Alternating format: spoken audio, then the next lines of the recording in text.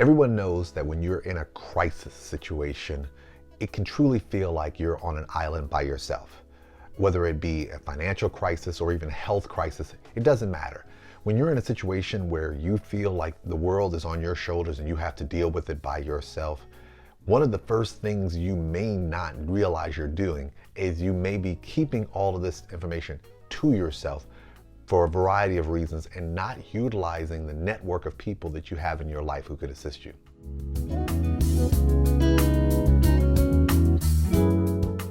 My name is Reeves, and I want to take a moment to talk to you about recognizing how important it is to utilize your network of people, family members, friends, in your personal circle to assist you when you're in the middle of a crisis.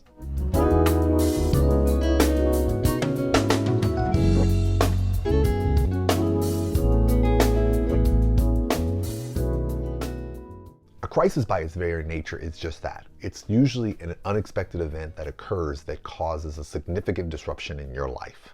It could be a situation where you have a major health scare with a family member. It could be a financial situation like foreclosure. It could be a personal situation like you just got a letter telling you they're going to fire you.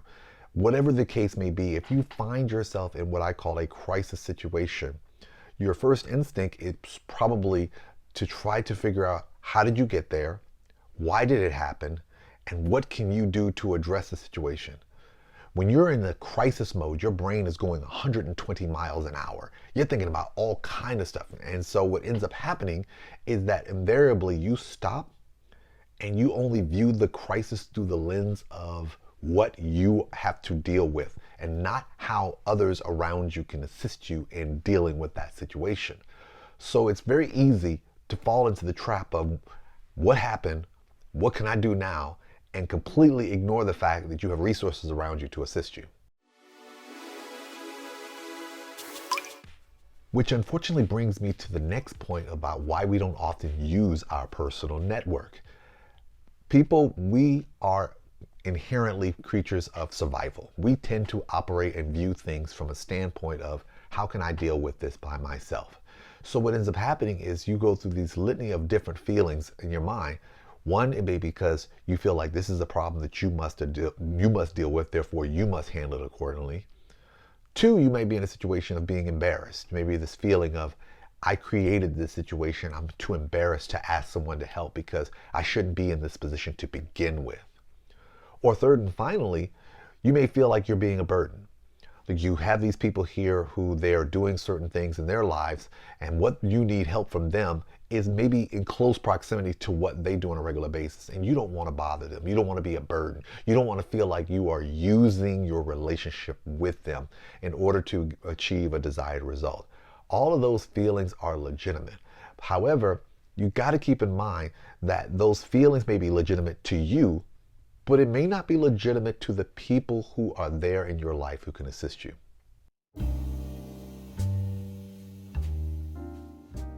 Which brings me to why you need your network. The people you have in your life, especially people who've been in your life for a significant period of time, they view you through the lens of who you are, not what you do or your circumstances. Now, they may give you a little ribbing here and there if your circumstances are such where they're like, okay, I told you this was going to happen, or could you not see this happening?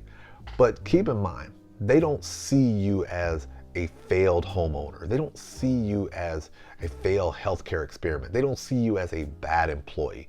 What they see you as someone, as a loved one who's in a situation who may need some assistance. And so when they're looking at you, they're looking at you through the lens of, okay, I know you. Therefore, what can I do to help you?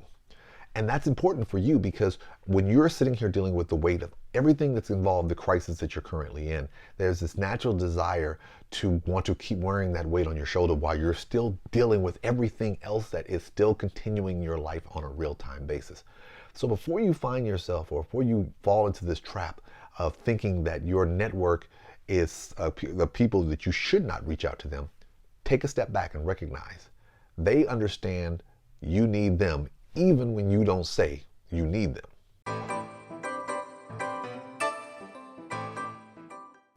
And you've got to flip the script as well. Someday you may be the network and you're sitting here scratching yourself saying, I don't understand, what do you mean? Think about the number of times you've had people in your life that's reached out to you and said, hey, I got a problem. Can you help me out here? And guess what?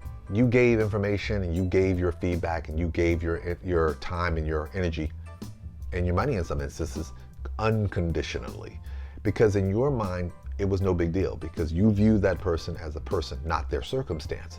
Guess what? In that particular scenario, you are the network. So those people, guess what? They turn to you for assistance to help them deal with, address, and overcome their situations. So why would you not afford them the opportunity to do the same for you? I know it's easy to say to yourself, I'm the better friend, where you're in that situation where you believe like, oh, I'm in a position I don't mind helping. But what happens is that when you're helping someone, you believe you're reaching out a hand. But when you feel like you need help from somebody, you feel like you're taking a hand out. Stop that. Remember, just as much as you utilize them as being for their network in terms of helping you, you can possibly be a network for them in their situations. It's all a circle. So don't knock yourself, because realize today they're the network, tomorrow you're probably going to be the network.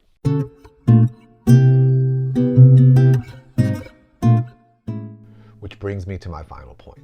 Don't suffer alone. The reality is that you could literally crush yourself under the weight of all the things that you're having to deal with because you're in the middle of a crisis and you have resources around you and people around you who can help, and you've chosen to not engage them.